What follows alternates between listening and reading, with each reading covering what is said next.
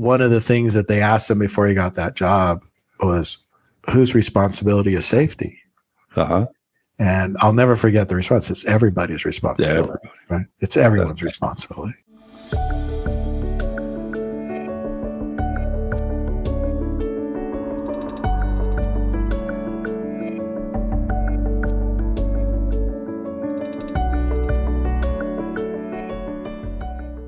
Hello, everyone. I'm Rodney Mattos, founder and CEO of Triforta and Apeironix. And I've had the honor of serving as Link2MD's board member for the past 2 years. And throughout that time, I've seen firsthand how work comp claims can significantly impact both productivity and insurance costs. Injuries seem to last longer, medical expenses keep climbing, and fraud, waste, and abuse continue to undermine workers' comp plans. I'm excited to share a solution that not only reduces these headaches, but also fosters real accountability from the moment an injury is diagnosed. And that solution is Link2MD. And it's my pleasure to introduce my friend and colleague, Alex Leone. Alex Leone is the visionary leader who's pioneered a guardian accountability model that redefines how workplace injuries are managed. Today, we're going to explore why Link2MD's real-time monitoring approach combined with nurse triage slashes disability durations and medical costs up to 30%. How Link2MD's technology tackles fraud, waste, and abuse. And we're going to explore real-time success stories, highlighting tangible benefits for employers, particularly those with 5,000 or more employees, school districts, joint power authorities, MIWAs, and other large group arrangements will benefit from this greatly. So Link2MD's technology and personalized care can transform your workers' comp strategy. So if you've been wrestling with lost productivity and skyrocketing insurance costs, this conversation is for you. So we're going to dive in. So, hey, Alex, it's great to have you on the show today. So this is our very first episode of our very first podcast at Triforta. So you're our inaugural guest, and I just want to welcome you and thank you for taking the time to be here. Thank you, Rodney, for having me today. It's a pleasure to be with you.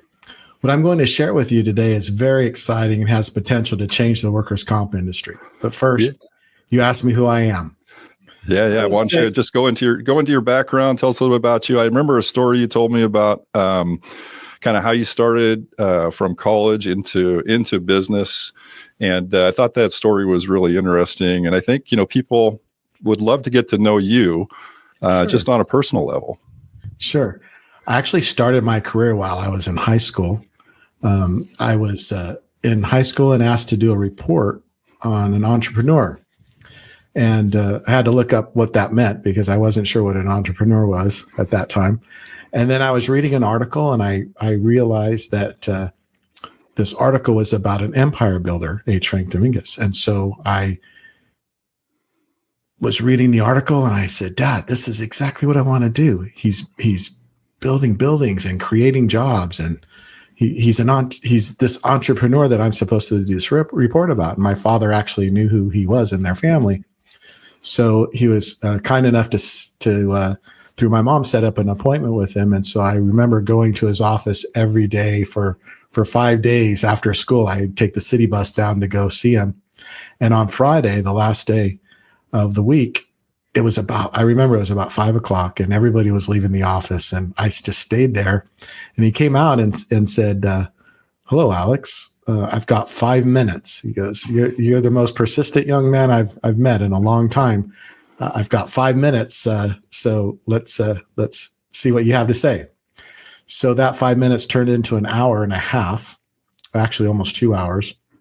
And I remember because I had to call the city bus had stopped running at that point. I had to call my parents to come pick me up, but, and he actually gave me a ride home, which was amazing. So, what the things that I learned from him were amazing, and the things that he was doing at the time were amazing. He became my mentor, and basically I asked him. I said, at the end of our conversation, I said, "Is there anything that I could do to come and learn from you, work for you? I'll do anything to start." He said, "We'll come back Monday and talk to Jim Hicks." He was the administrator at the time, and let's see what we can do. So I came back. And Jim said the first thing he asked me, why do you want to work here? And Jim Hicks was working for the redevelopment agency before he came to work for Frank. And he, knew the redevelopment space backwards and forwards. And Frank was carving a niche for himself in the redevelopment space as a developer. And so I said, I want to learn as much as I can. And he goes, well, we have an opening in the property management division. And so I started actually working for them, washing windows and mowing lawns. And it was at the ground floor, as they would say. Yeah, right? The very ground floor. Yeah. And one day he came out and saw me, and because there's an article about me in the paper. I had an academic scholarship to go to the University of California, Riverside, and UCLA. And so basically went to the university. And then on summers, I would come back and I would work for him in various divisions of the company after that.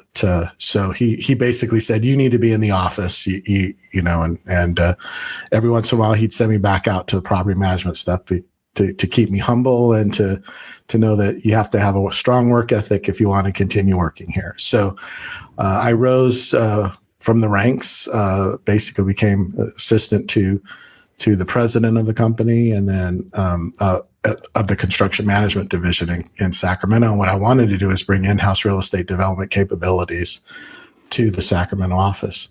And so there was a few of us there. We ended up growing the business into a very large top 16 construction program project and construction management company. We're number 16 in the country.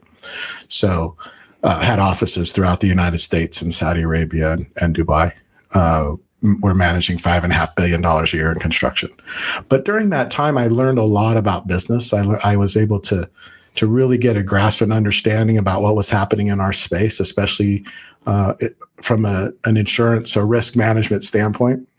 And you asked me earlier who I am and what I do. I'd say I love generating creative ideas, anticipating needs, bringing new ideas to a marketplace, and recognizing opportunities. I got a lot of experience working in my prior career, starting businesses and running existing ones, growing them, managing costs.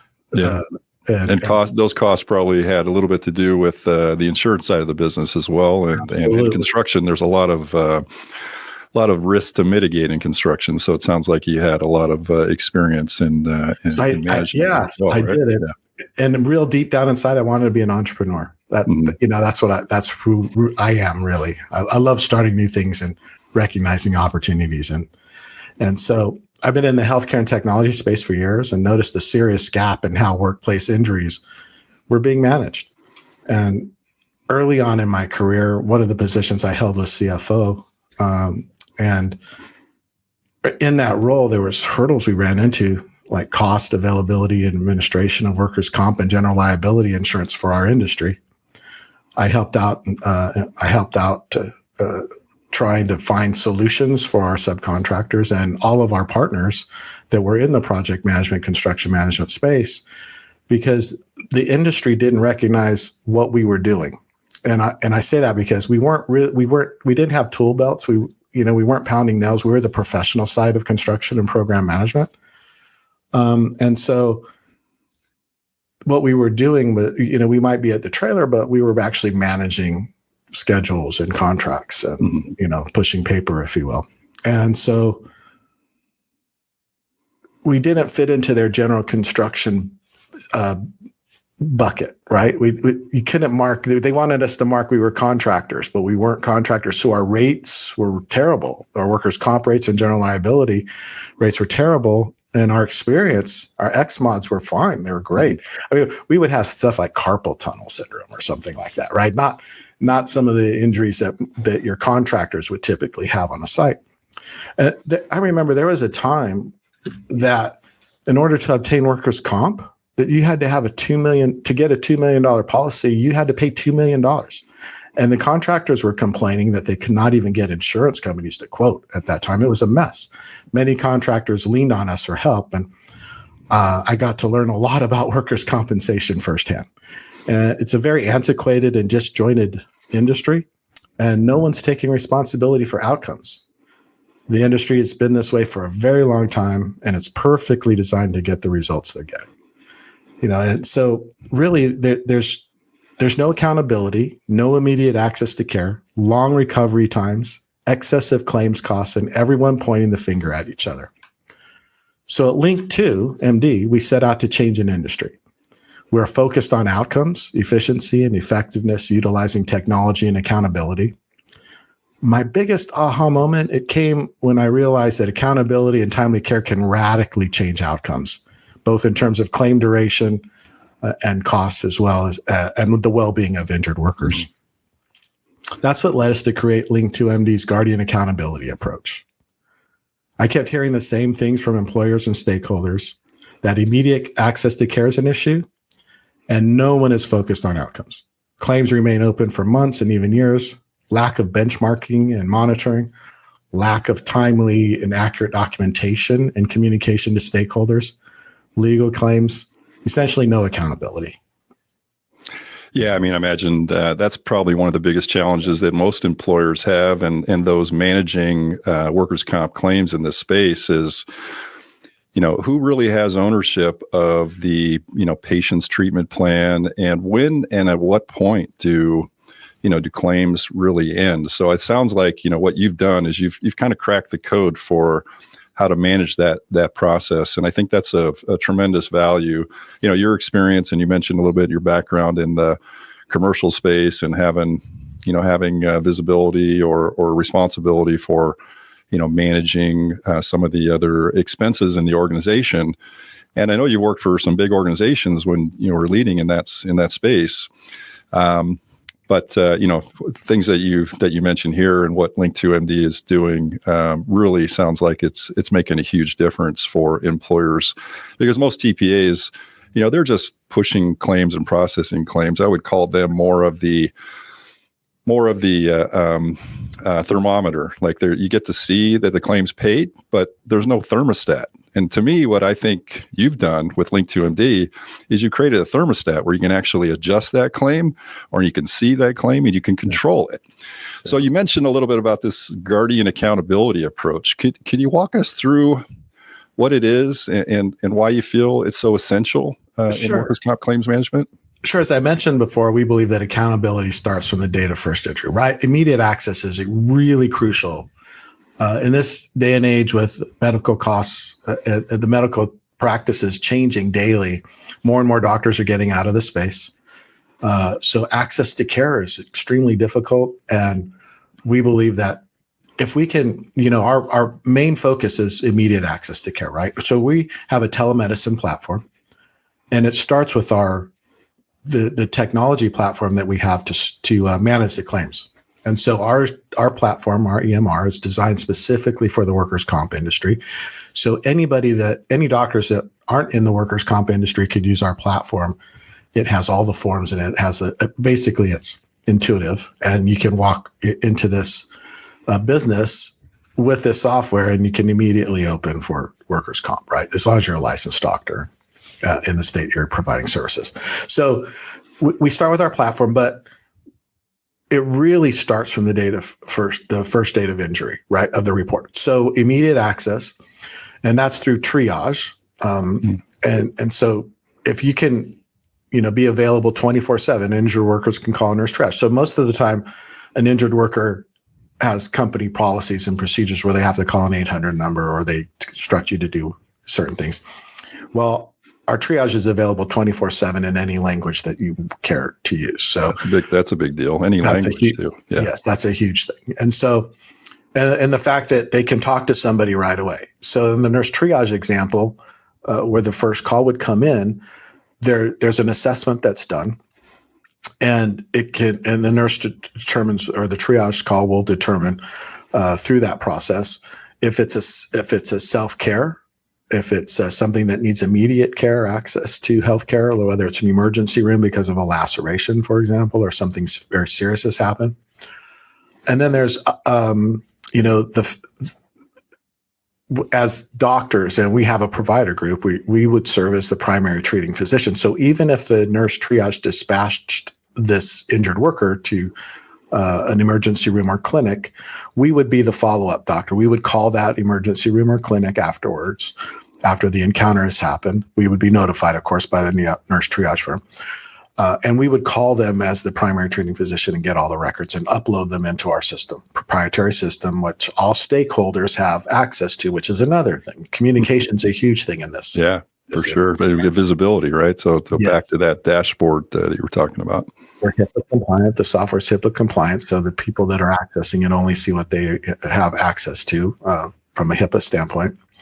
So, claims managers, insurance companies, TPAs, they can, employers, and even the employee can see where their claim is at throughout the process. And so we become the primary treating physician, and we use, from the date of diagnosis, we're then using official disability guidelines to have a benchmarking plan. And the care is based on that. And so we track that. And if for some reason we don't hit that benchmark, then we're calling the client, making sure that the doctor has an active treatment plan. We were proactive in designing the treatment plan to get back to recovery, right? So it's communication's a huge thing. You're not letting your cases get out of hand and where they're continuing with nobody really managing the process. And we're there to help claims managers. That's the thing that I don't want to put claims managers out of work. That's not our intent. But we're there to help them with tools that help them drive their cases to MMI, which is maximum medical improvement. So the doctors serve as primary treating physicians and have accountability for the care plan, initial injury to maximum medical improvement. That's really what we're going for, right? So we believe accountability starts at the moment of diagnosis. And then again, we create a precise treatment timeline based on guidelines like ODG and MTUS. Yeah. And ODG refers to official disability guidelines.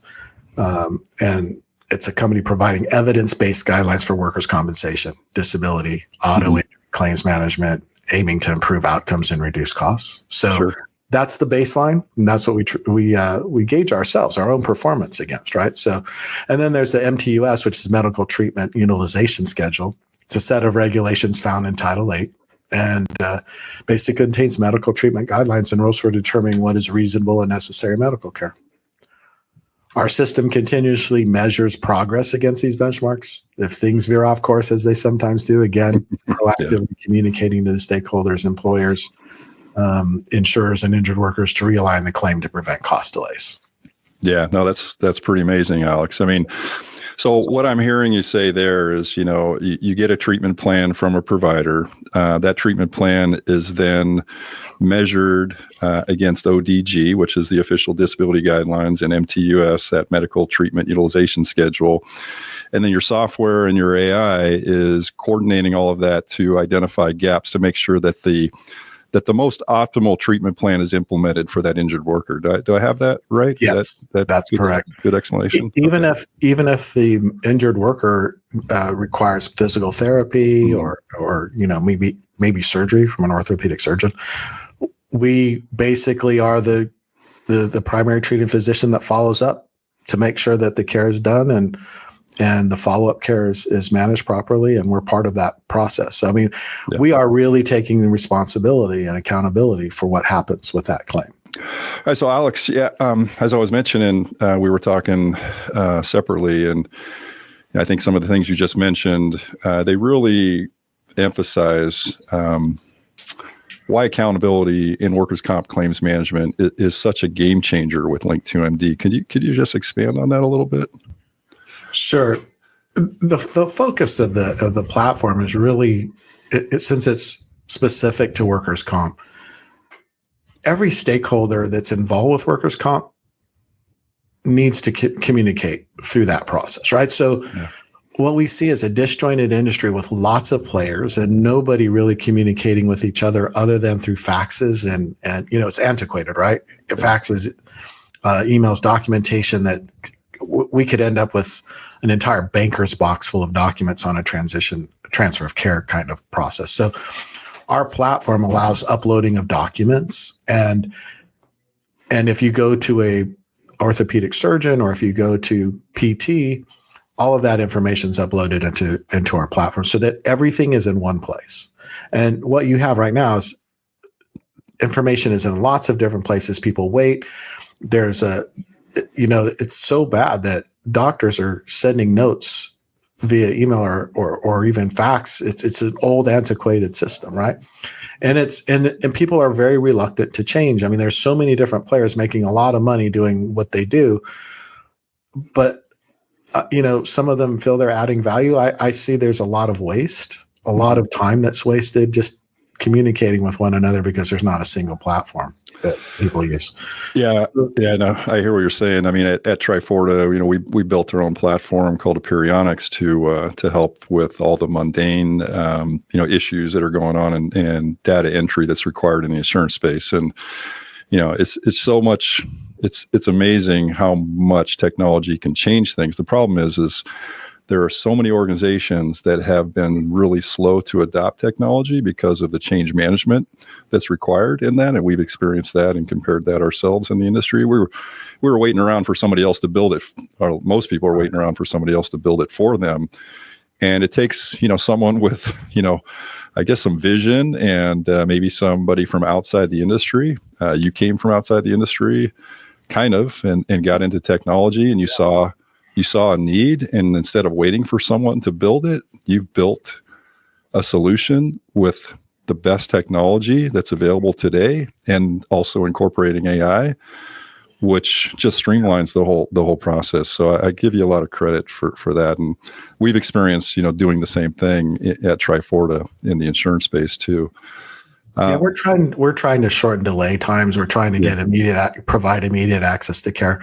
For example, an RFA shouldn't take 5 days to approve. All these delays, and if you don't have the right information, when the person that's supposed to approve it says you're missing information, and they have 14 more days to approve. This is the problem with our industry. The longer it takes to listen to a patient, an injured worker, the longer it takes to give them care. It ends up in a legal claim eventually. Everyone's cousin has a lawyer or had an injury that says you need to talk to this lawyer if you've been injured, or, you see billboards everywhere. So our whole idea is to listen, number one, provide immediate care, listen to the injured worker, let them know that we're there for them and that we're providing the appropriate care. And we have guidelines that we're benchmarking our performance by. And this platform allows that to be very transparent. You can see where we're at in the process. Yeah. We can tell you how long it took for the first communication to happen. How long did it take to get the telemedicine appointment? Where are we at with the follow-up care? So everything's accountable and it's transparent. And I think that's where the industry needs to move to.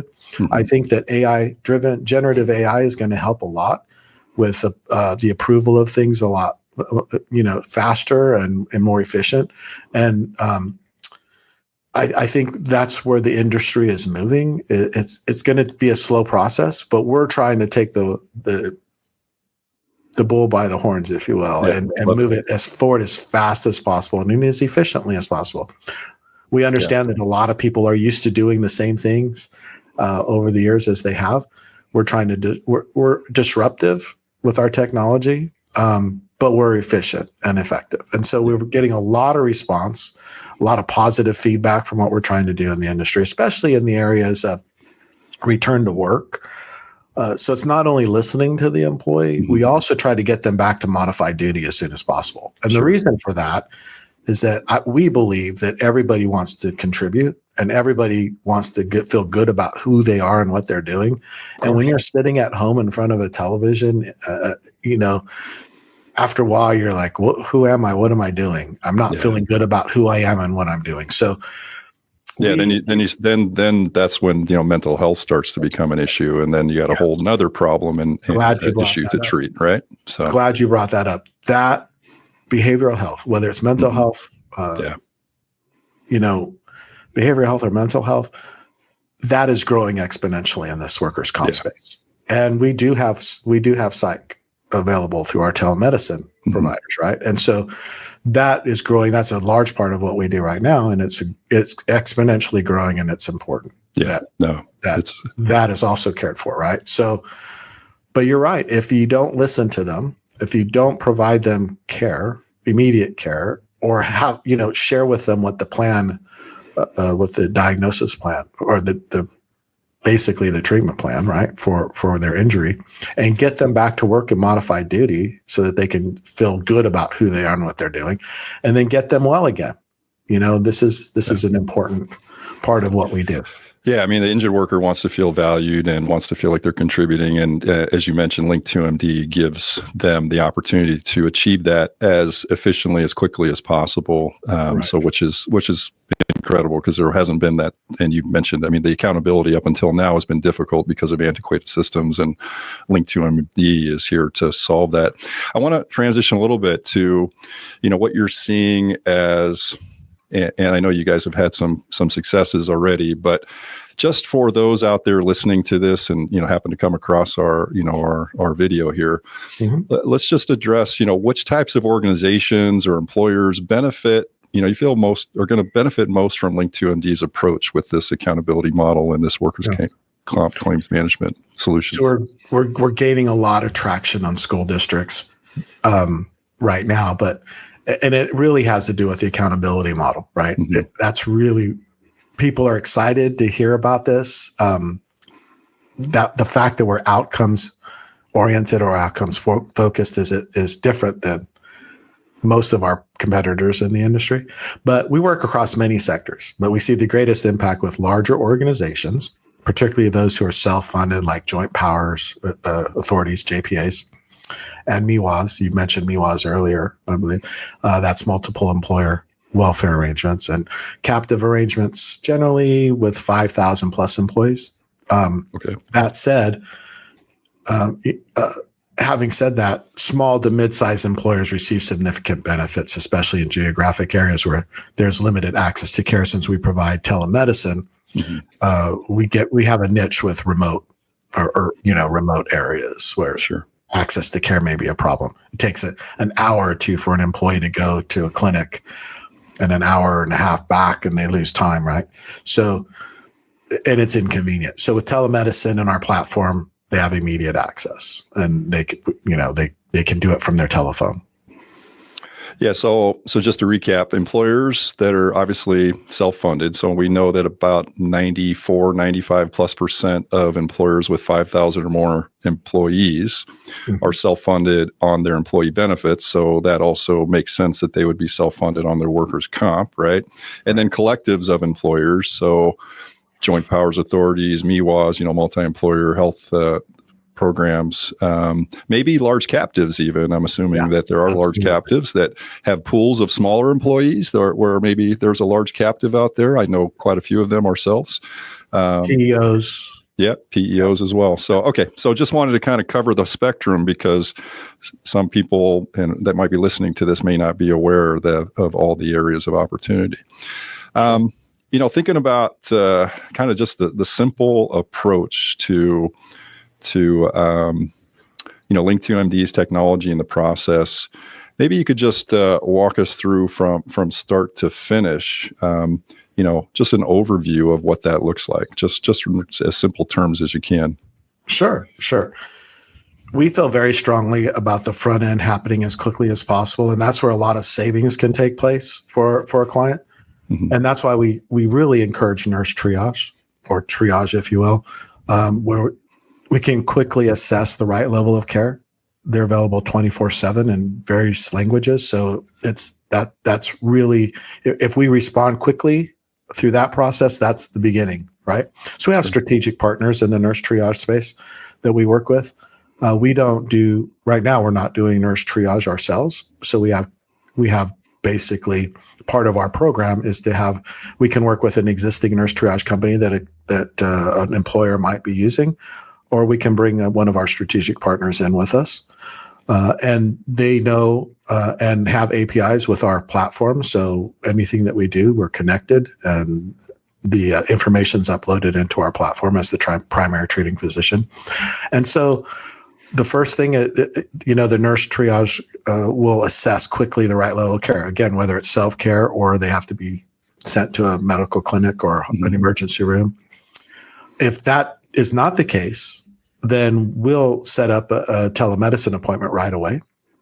and provide care. But that first step is huge, because if we can communicate right away and that injured worker knows that we're there for them, that's a huge first step, right? Yeah. Then what we do is, like I told you, if the injured worker goes to a medical clinic or emergency room, we're calling them later as a primary treating physician and getting those records, uploading them into our system, calling the patient, setting follow-up visits with our telemedicine docs, follow-up treatment or any specialty treatment that needs to be done. So that way we are on top of it. We use ODG guidelines, as mentioned earlier, and MTUS guidelines to benchmark the level of care and the treatment plan. And really monitor that. So there's real-time monitoring, and at the same time, we're offering, return to work module. And basically, what happens in that case is that a doctor will tell you what you can't do. They're not going to tell you what you can do.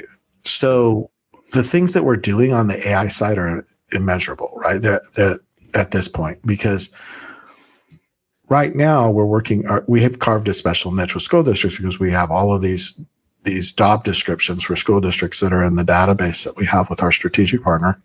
And then we're using AI to actually go through the SOAP notes for the doctors and whatnot, and then measuring it against the jobs that are available to get them back to work and modified duty. Lost days of work are a very large cost to employers. Our strategic partner, for example, saved their school district. We were able to save the school district over $975,000 over a 12-month period, trailing 12-month period. Nice. One school district. That was immediate, right? Yeah. San Mateo Unified. Mm-hmm. So, that's just one school district, right? And that was the pilot program that they had done. So that's an exciting level of savings, right? I mean, so we have the ability to do that. So get them return to work as quickly as possible on modified duty, and try to get them back to their normal job as soon as possible. Once you have somebody that's not back to work, that claim number keeps rising and rising and rising. And again, as an individual, their self-worth starts to diminish as well. And then you had mentioned the whole mental health side of this as well. Yeah. So real-time monitoring is another thing that we're doing. And that's exciting because you can access that claim or any claims or a number of claims that you have to be able to look and see where those outcomes are in the process to MMI.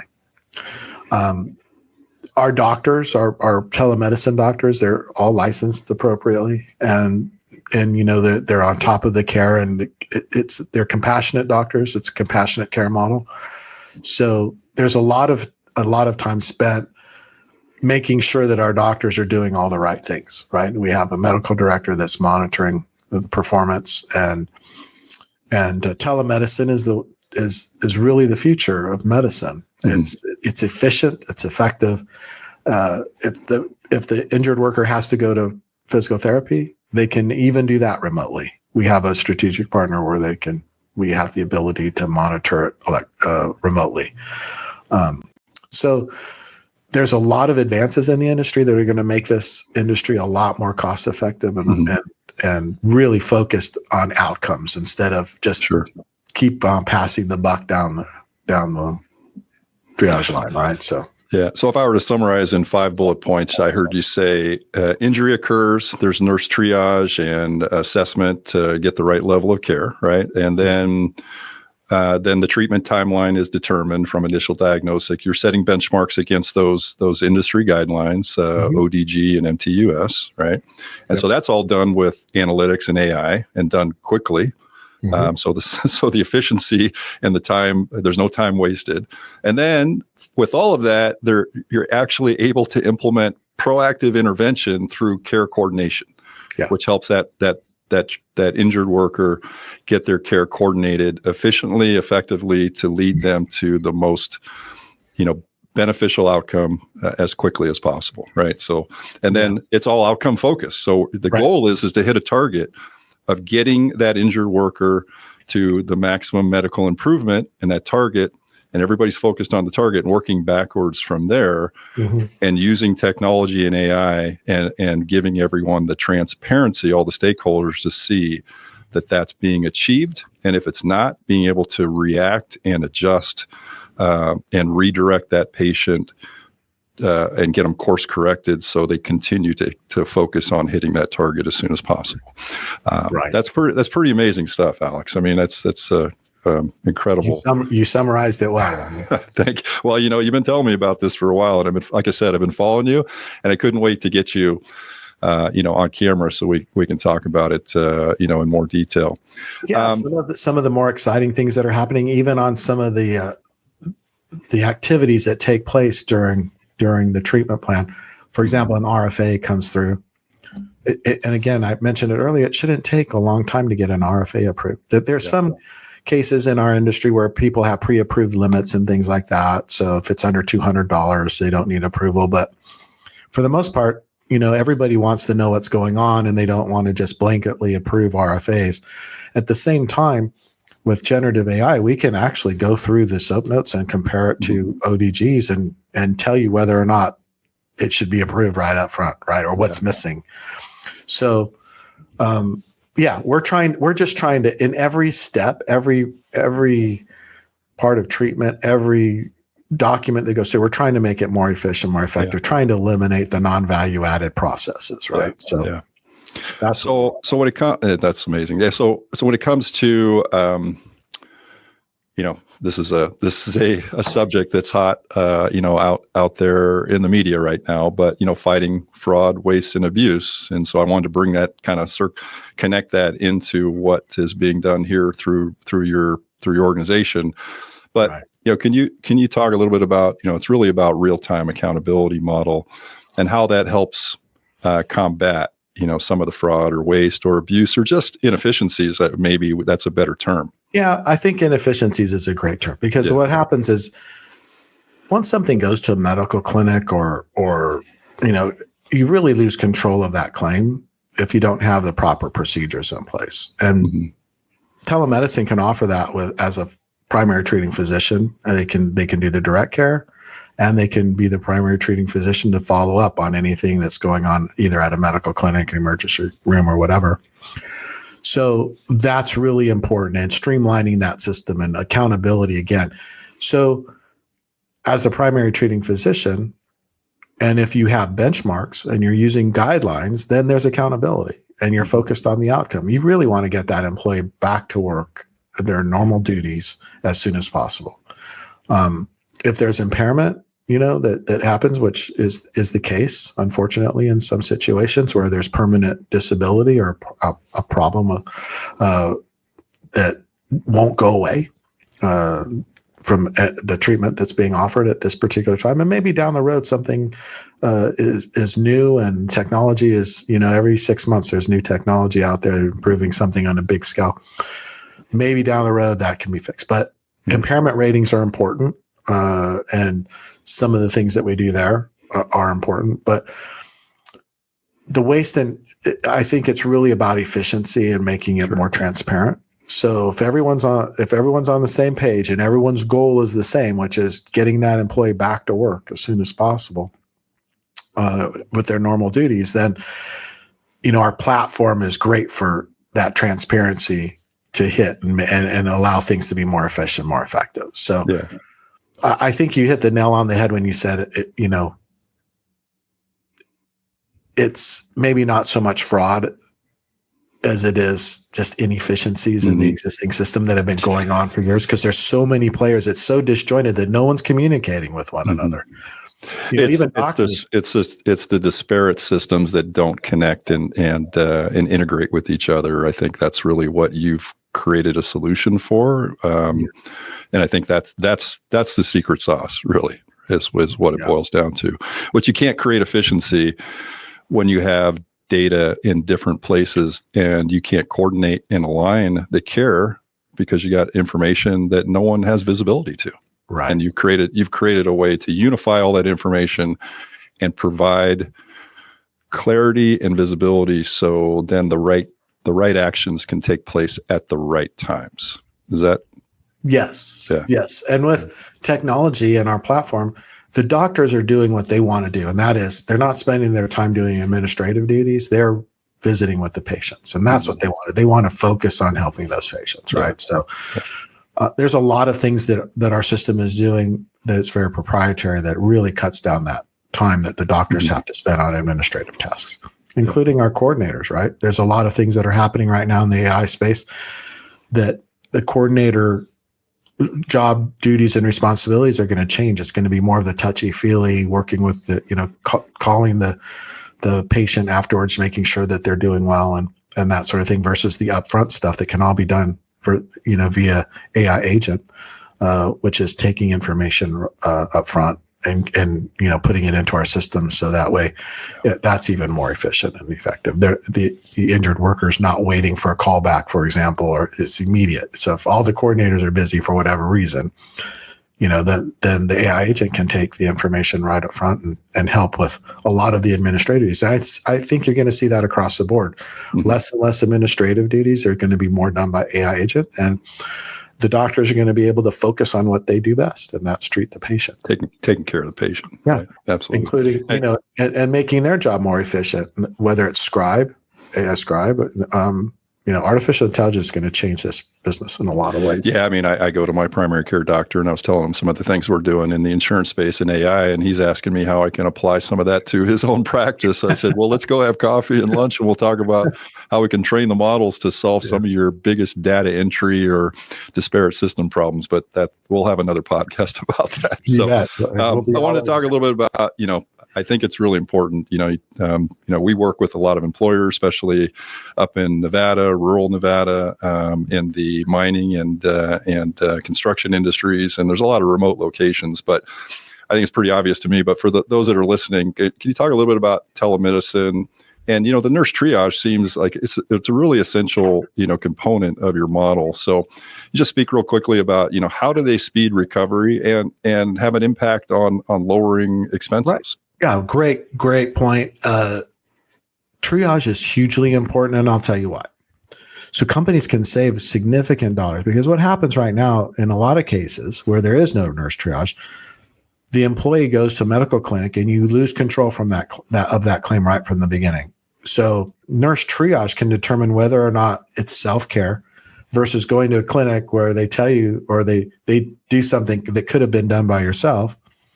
Whether it's a Band-Aid, 2 aspirin, call me in the morning kind of thing. You're spending big money in clinics and emergency rooms without having to really do that at times. So nurse triage can really impact the cost model from the very onset of a claim.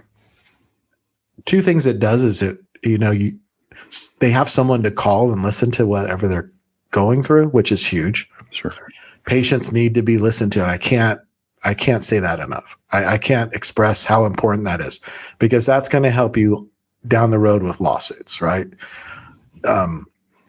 Legal claims are huge and a big expense in workers' compensation. So if you can listen to that injured worker and they know that they're getting the care they need, there's no need for a lawyer to get involved, right? Mm-hmm. And so that's really big, and that's why I say nurse triage or triage in general nurse triage is important. And the onset of this, telemedicine is another efficient use of time and care, right? So clearly you can't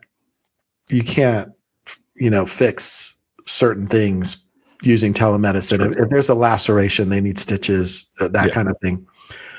Certainly they need to go to a medical clinic, or there's an emergency room, or there's a big accident and there's x-rays, some sort of lab work, that sort of thing. Yeah. Telemedicine can't help with. But what it can do is do the follow-up care. It can do, and that's where you're going to save a lot of money. And it's very convenient. It's very efficient and effective.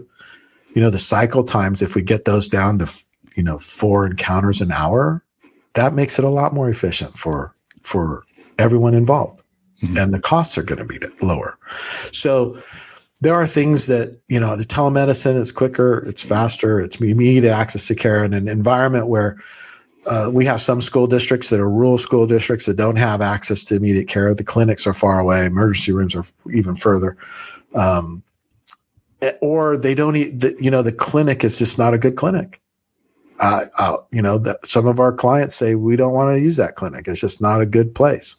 And so telemedicine provides a lot of really important efficiencies to this process, and it's effective. Mm-hmm. And so, yeah, I mean, between the nurse triage and telemedicine, we're looking at 30 to 35%, 40, sometimes 40%, savings. That's well documented. You can go online and see, what percentages there are. We're starting to get enough data ourselves to be able to start formulating our own percentages that we can provide to the industry. Mm. So telemedicine is a great way to do this. Since COVID happened, I think it's gained a lot more traction in the industry. And we're just basically taking it to the next level, especially with generative AI and what's coming up there. We have some really exciting things happening in that area. Yeah, it's exciting. So one of the things that you mentioned there, about the efficiency, immediate the direction for injured workers, cutting unnecessary. I think it would imagine it has an impact on maybe cutting unnecessary ER visits, because those can be super expensive towards workers' comp claims, right? So you're actually bringing the cost of that initial visit down, I would imagine, pretty significantly. Yeah, and think about the time that's wasted, right? Mm-hmm. The employee injured workers sitting in that waiting room for hours and hours and getting frustrated, and yeah, it's not the desirable system. Alex, as we were, just talking about telemedicine nurse triage, explaining that really, really great, and keeping those costs down, as we mentioned, nurse triage and telemedicine. But sometimes after that point, then the injured worker's going on to getting other treatment, and I imagine some things can go off course a little bit, right? So sometimes might get complicated or deviate from the expected treatment plan. Can you speak a little bit about how Link2MD maybe course corrects before things maybe spiral off track a little bit? Sure. Since we're monitoring it on a regular basis, if something happens, and it does sometimes, claims get sideways due to the original baseline of care, right? So if they do happen to get sideways, we put an immediate action plan together. We don't let it fester. We're on top of it. We're talking to the doctor or doctors and really analyzing what's happening with that particular claim. We communicate that with to the claims manager so that they know what's going on from that standpoint. And, we put an action plan together and follow it through. And sometimes it's going to happen.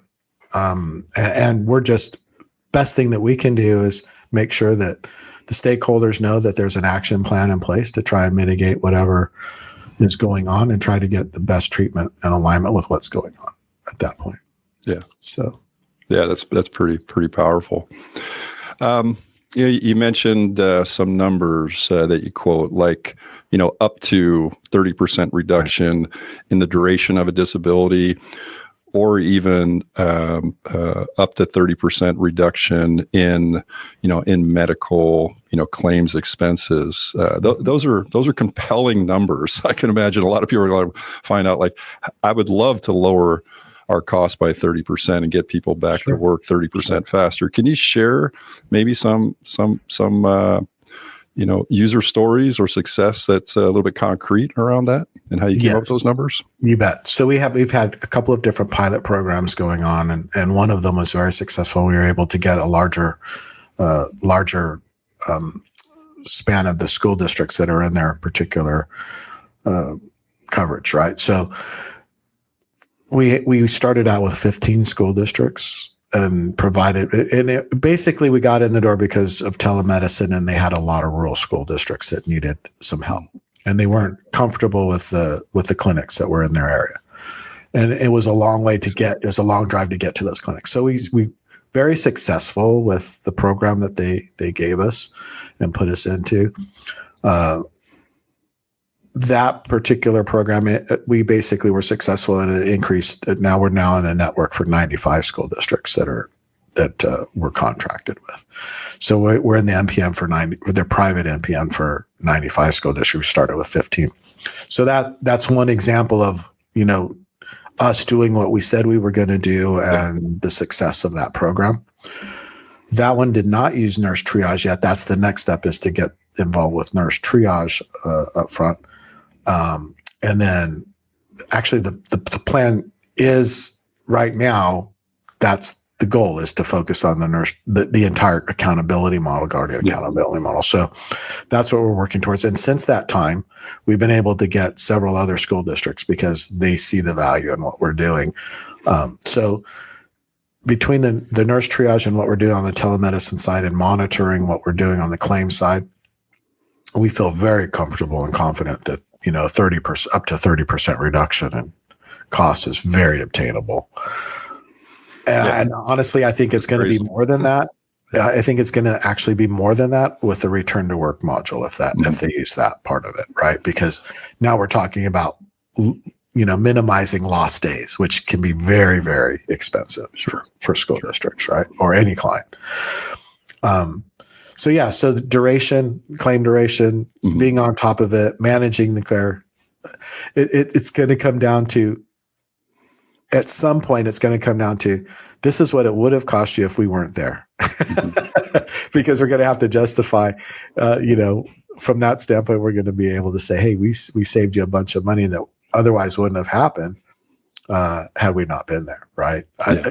It reminds me of when we were doing project management, program management, and we would tell the client, yes, you would have had a lot of change orders on the project if we weren't there. A lot more change orders if we weren't there, right? It's almost like you're watching a lot for them and you're protecting them, and then it's going to become, okay, how do you justify what you're doing? Because you're So in essence, I love the name you came up with. You are essentially guardians, and that guardian accountability model that you mentioned, the name you came up with, is exactly what you're doing, and how you're really there as the guardian for that employer and their injured workers throughout the entire process, which appropriately named.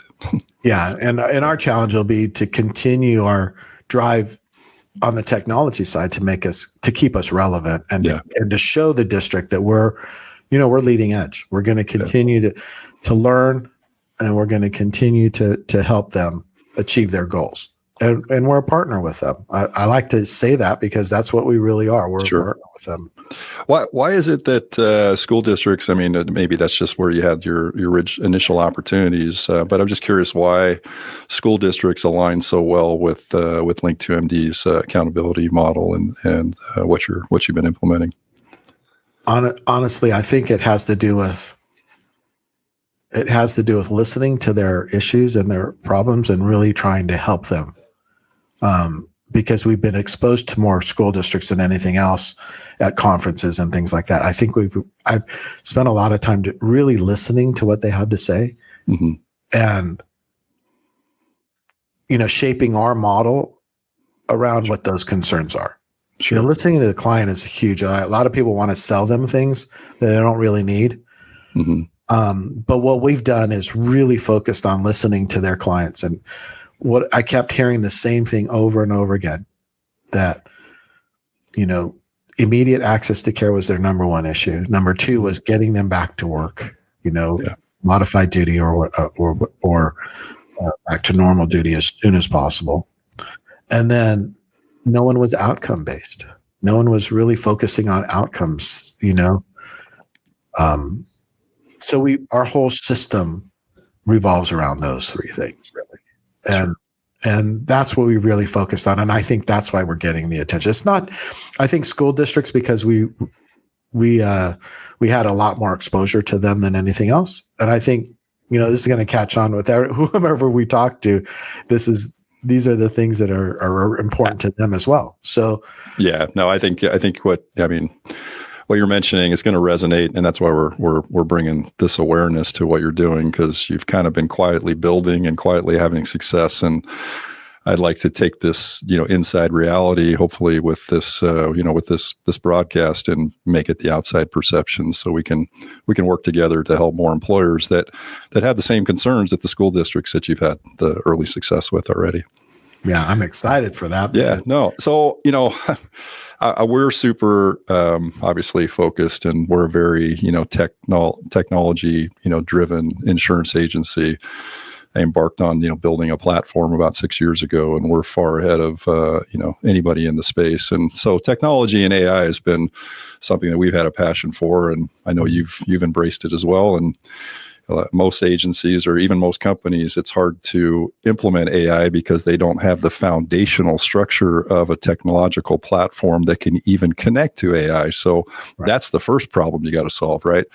So, but can you talk a little bit about how, Link2MD, how do you leverage the AI to make sure that you can spot issues before they come, serious problems? Yeah, that's a great question. So part of it is having the database. Part of it is having all of that information in one place so that it can be analyzed. So AI is only going to give you information based on the items that you have in your database, right? It's going to search. It's going to be faster than anything else you're doing. For example, it may take 5 seconds for AI, generative AI, to read something that would take doctors hours and hours and hours to read, and we don't get paid for that, right? Our doctors don't get paid for that. Transition of care, they don't get paid for going through all those documents to see what's going on. So, like I said earlier in our conversation, that transition of care, some of those transition of care things that we get, it could be a banker's box, 2 banker's boxes full of medical records. Who's going to read all of that? Yeah, you're not getting paid for it. I got a visual of a banker's box of somebody dumping it and bringing it to a doctor's office and say, "Here's everything I've done. Tell me what I do next." Yeah, and while we don't, we're not going to shy away from it. And the reason that how we can deal with that is through generative AI, right? It's going to read through those records. You're going to get a summary report. Let me take, for example, a PR4 form, which basically, if there's an impairment, it's an impairment rating, right? And at the end of the case, if there's some permanent disability, if you will, this impairment report will tell you what that is, and it's closing the case out, right?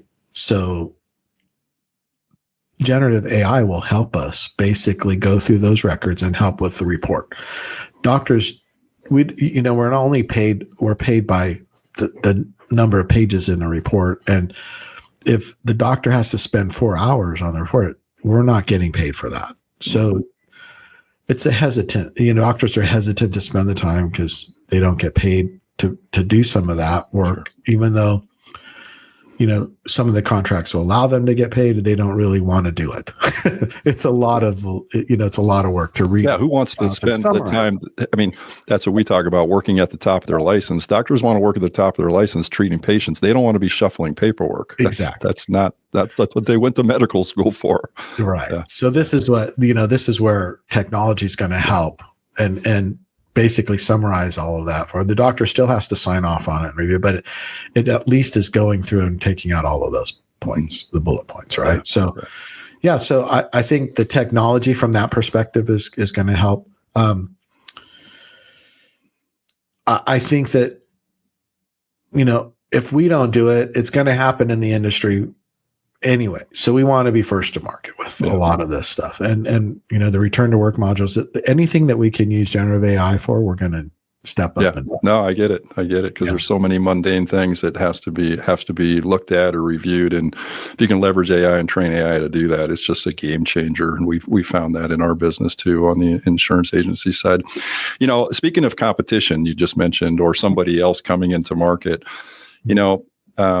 I don't know that there is anybody else in the market. How does Link2MD and what you've built with all this great technology and AI and the accountability model, how does that stand out compared to, other solutions, if there are any other solutions, or even the patchwork combination of pieces that create, the current antiquated process, do-it-yourself approach, I would call it. How would you compare the two? That's a great question. There's a lot of EMR systems out there, very few specific to workers' comp. Our platform is specific to workers' comp. Mm-hmm.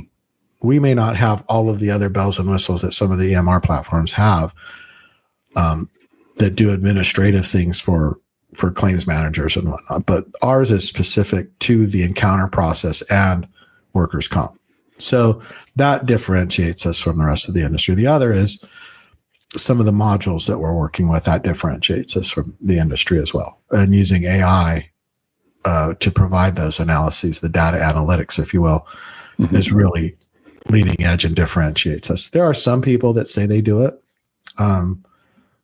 But when you get down to it and try to look and see what their results are, it's not as robust as our service. So it's pretty easy to demonstrate the advantages. Maybe I think that's a subject for a future podcast. Is let's do a demo and do a deep dive and show people what the differences are. Would you be up for that? Yeah, absolutely. Yeah. Would welcome that. Yeah, no, we'll do that. So let's talk a little bit about, for those of you that are interested, let's talk about pricing. Like how is the model structured, and for the economics of it, right. And where do clients typically see the biggest ROI? Right. So the saving initially, with a nurse triage, there's savings there because the injured worker is not going to a clinic right away. Nurse triage is less expensive on average than going to a clinic and spending the time going to a clinic if they don't have to. Yeah. So that's savings right up front. Obvious, sure. Yeah. And then the telemedicine portion of it saves the employee driving time off of work, rather than going to a clinic and spending hours in a waiting room or driving there and, dealing with traffic and whatever else, especially if they're not feeling well to begin with. So there's time savings there, dollar savings there. It's efficient.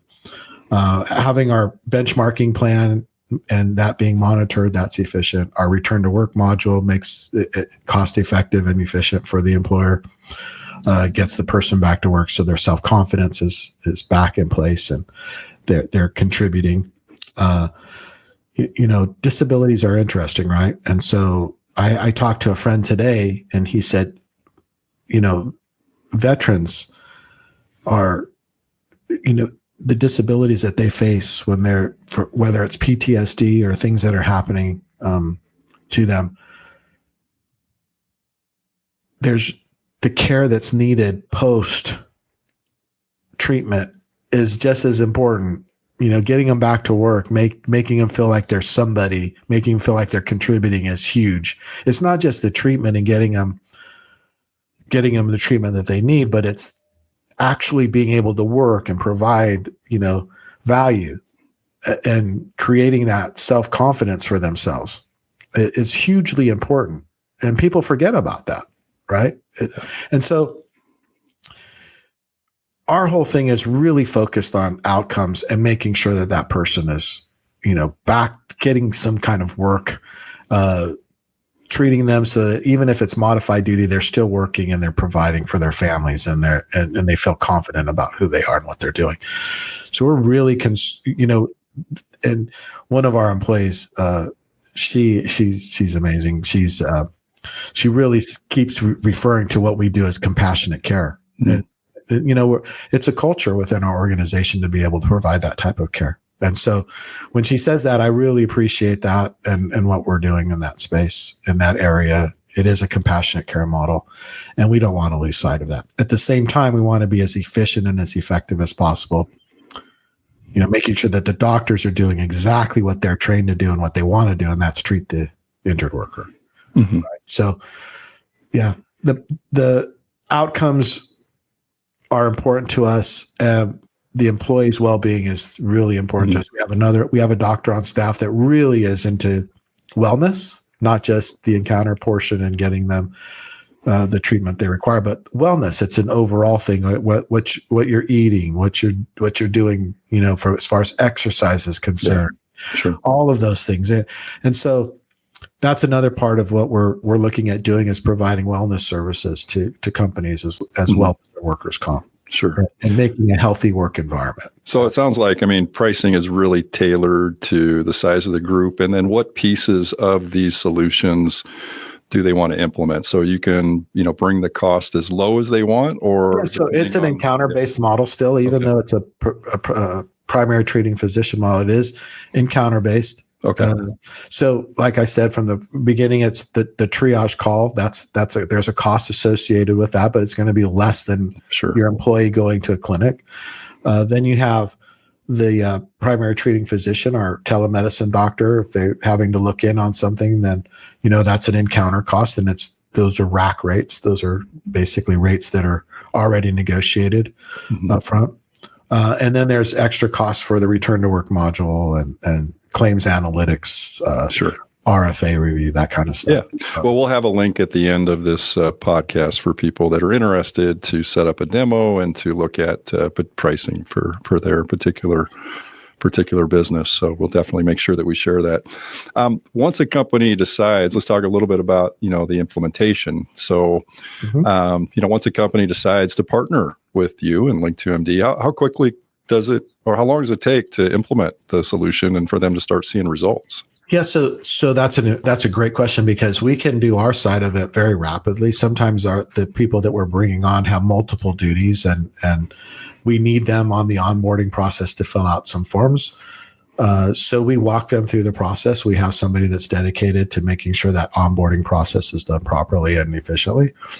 So some of the holdups are just because a lot of times the people we're bringing on have multiple duties, and there's some delays in onboarding. But we do have a trained person that basically walks them through the process, and then it's a matter of basically educating them on our process.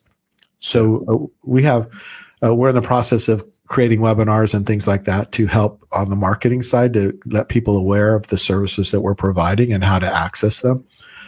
There's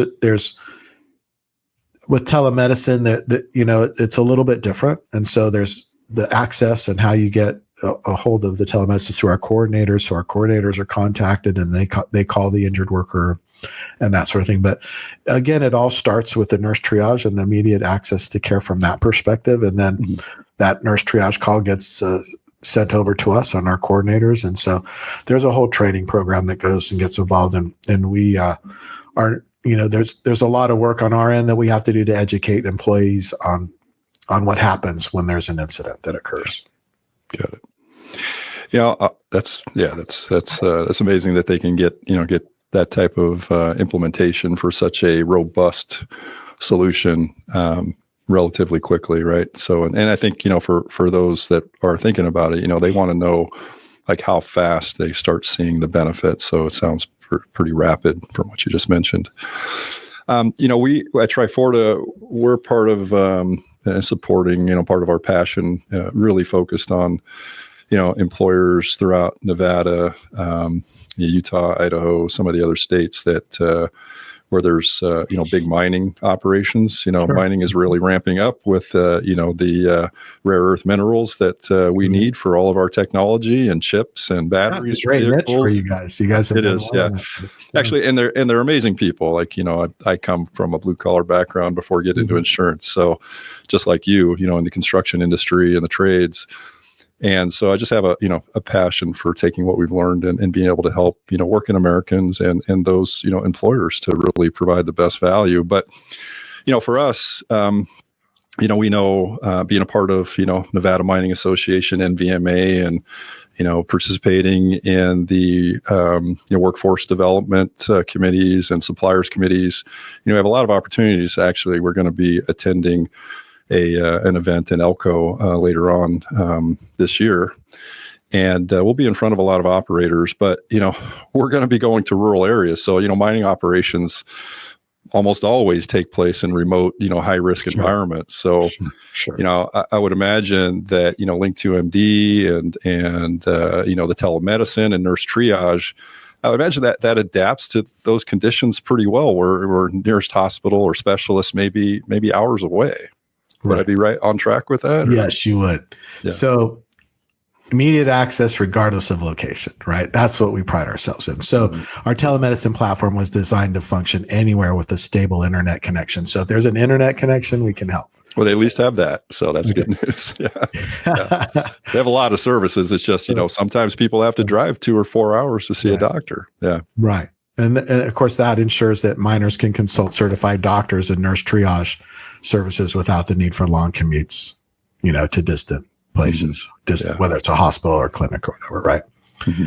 And then there's customized emergency protocols, right? We tailor our nurse triage protocols to each mining site specific risks and resources. We really understand the logistics of not only where they're at, but where emergency services might be provided and or what we can do to help in any way possible. So we really we get to understand and learn what resources are available to that operation if it's remote, and how we put a workflow together and we stick by it and we work it. And if it needs improvement, we improve it. But again, it's about coordination and communication with the employer and making sure that those employees are taken care of. Right.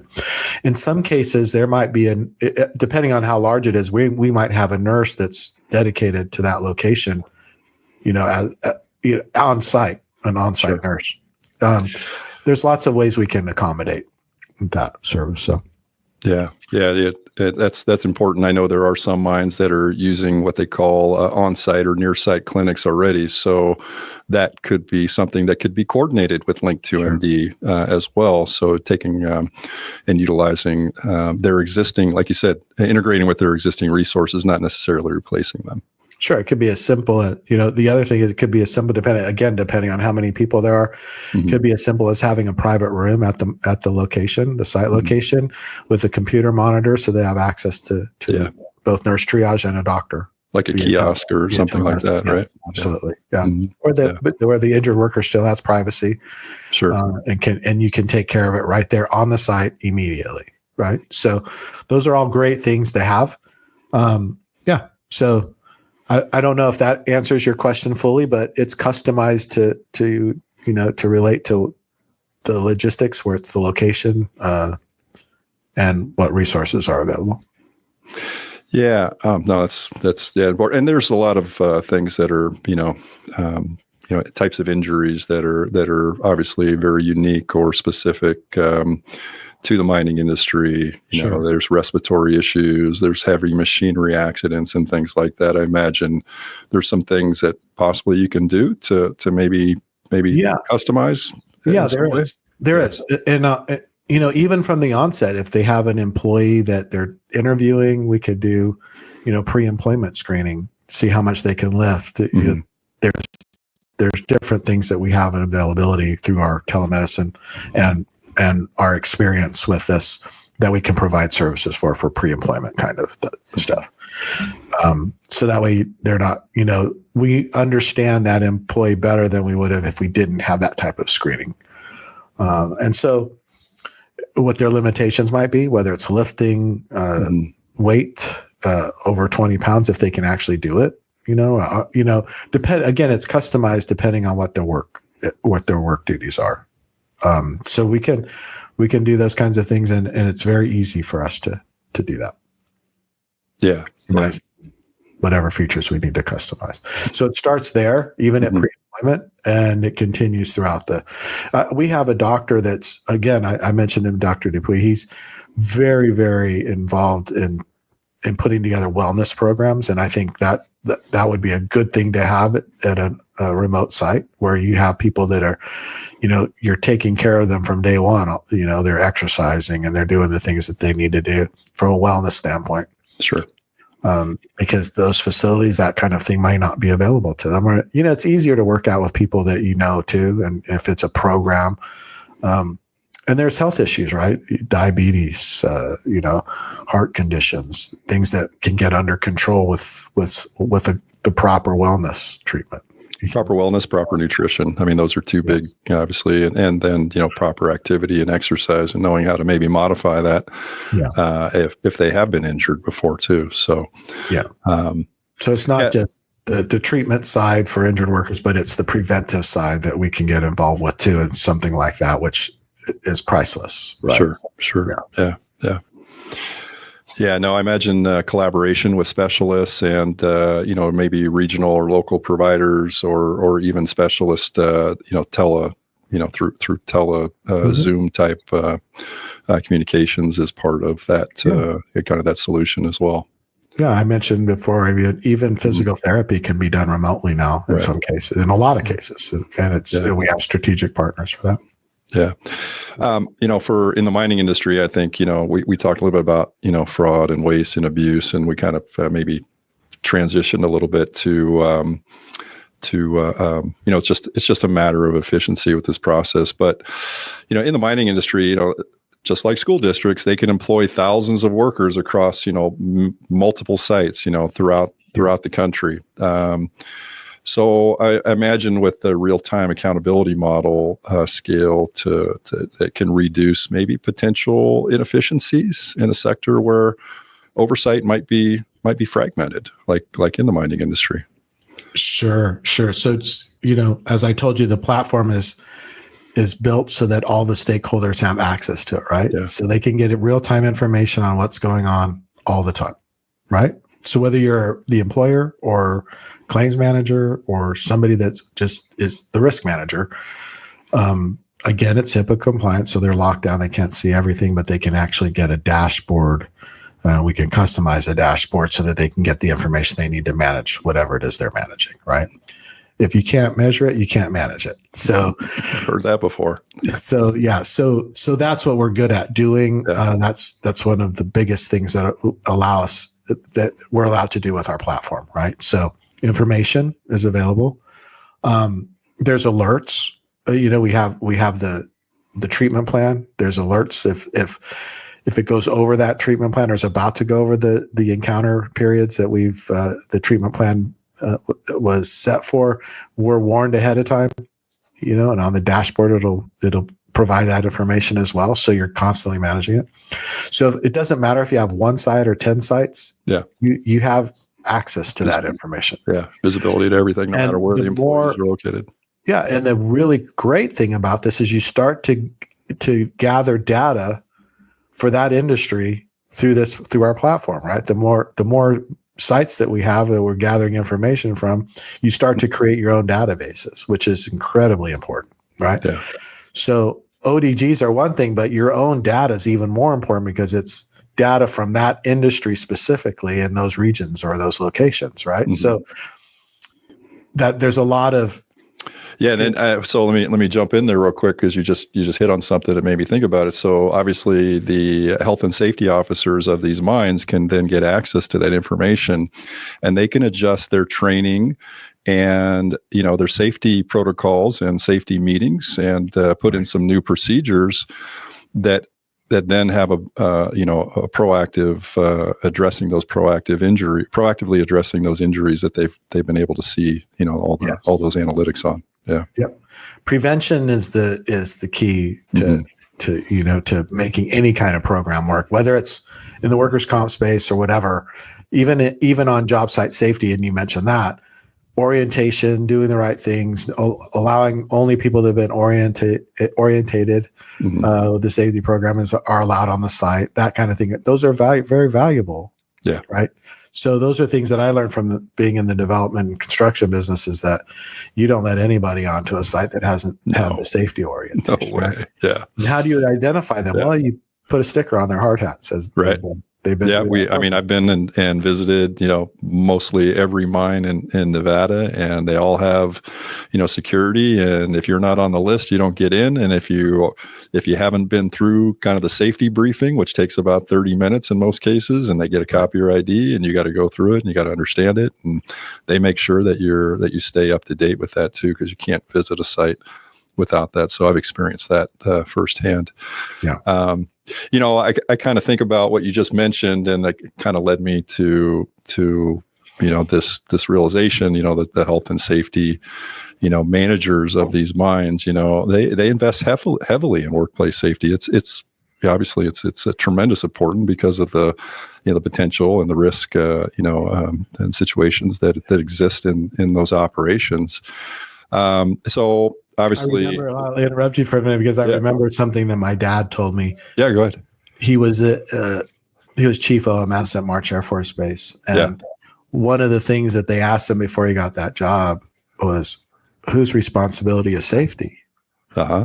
And I'll never forget the response. It's everybody's responsibility, right? It's everyone's responsibility. Yeah. And that resonated with me and stayed with me for the rest of my life. Right. It was like everybody's responsibility. Mm-hmm. You can't push it away. You can't ignore it. You can't say, oh, that's somebody else's liability. It's everyone's responsibility. Right. So that really resonated with me. And I wish all people would think that way. Mm-hmm. We through litigation and things like that, everybody wants to say, no, that's not I'm not responsible for that. Yeah. That's the risk manager, or that's so-and-so, or that. The fact is, it's everyone's responsibility. Yeah, we don't want injuries on a job. It doesn't benefit anyone, and we want to keep it safe, right? So, anyways, I thought that was an interview. No, I'm glad you jumped in with that, because sometimes you might forget if you pause and you wait. So I'm glad you did. Well, risk managers are always trying to transfer risk, right? Yeah. And so, because we're a litigious society, that's the first thing people think, oh, it's not my responsibility. Mm-hmm. Right. But the fact of the matter is, it's everyone's responsibility. Right? So, no, I think that's a key takeaway from this recording. We're going to have to carve that one out and use that in a highlight reel for sure. So, as where I was going with my comment, though, before you brought up your insight there about that, but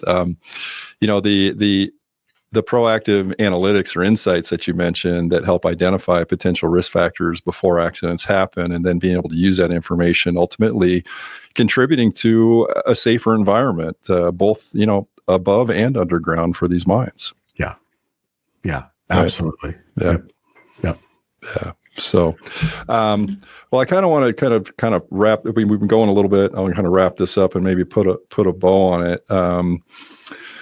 The last question I wanted to ask you, because we have covered a lot of ground here today, and we've been going for about an hour and 20 minutes. So, your Guardian accountability model, success stories, advanced analytics, I mean, everything in between from, A to Z.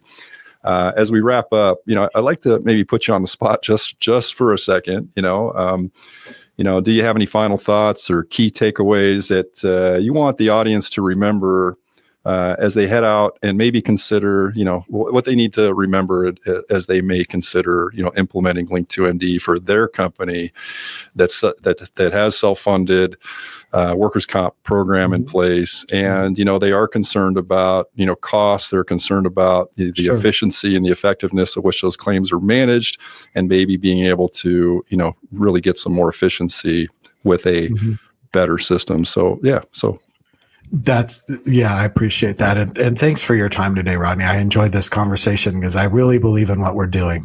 Yeah. So I would say that I want you to remember that we are outcomes based, that we provide immediate access to care, that we benchmark our own performance against ODG or MTUS guidelines, that we hold ourselves accountable based on that, and that we are trying to get the injured worker, it's a compassionate care model. We're trying to get the injured worker back to work as soon as possible through modified duty or their actual duties that they're responsible for.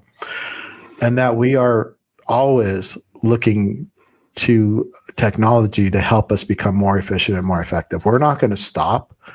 We have a great, robust software, but we're not going to stop with that. We're going to continue to make it better. And that's what we've done for the last 3 years. So we're ready to take on the world right now, Rodney. We're ready to move this forward and scale it. And we look forward to working with you and the clients that you have. So excited about sharing this with them, and excited about sharing what we've learned with the industry. Well, thanks, Alan. I think those are great parting thoughts. And again, appreciate your time. Appreciate what you're doing. I mean, we can tell from this conversation we've had with you today. I mean, your passion and the enthusiasm, and of course, you said it's compassionate care. I just want to take a moment to thank the audience for joining us today. Again, I'm Rodney Mattos, founder and CEO of Triforta and Apeironix. And it's been a pleasure hosting you, Alex Leone from Link2MD. We've taken a closer look at how real-time accountability can slash lost time, trim costs, and combat fraud, waste, just make things more efficient, obviously. We've seen why Link2MD's approach, it can resonate with large employers. Hopefully, those of you that listen to this podcast and in this episode, some of this will resonate with you. including school districts, JPAs, anybody with 5,000 or more employees. So if you're ready to explore how Link2MD can transform your workers' comp outcomes, or you just want to see the platform in action, head over to triforta.com/contact. We're going to put a link in the description, and you can follow that and request more information. Again, we're Triforta, partnering with Link2MD, committed to connecting you with the most forward-thinking solutions in the insurance and risk management space. I want to thank you again for joining us, and we look forward to helping you streamline your claims process soon. Thanks, everyone. Thank you.